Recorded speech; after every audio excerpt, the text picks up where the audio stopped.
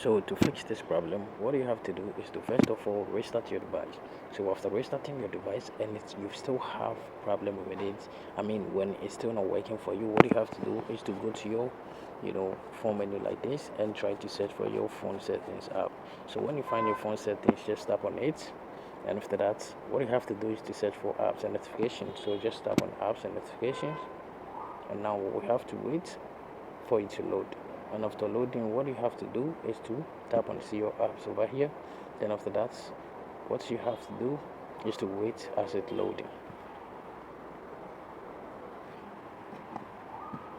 Now you have to search for the app name over here, and this is it. So you have to tap on it when you find it.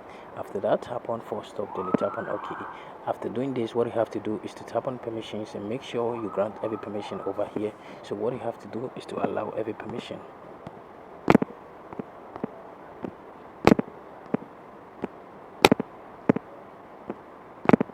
So after doing this, go back and tap on notifications and make sure this is turned on like this.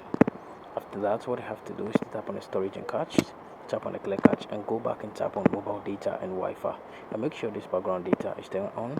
After doing this, what you have to do is to go to your Google Play Store app like this and tap on this update to get this app updated. So you have to get the latest update of this app.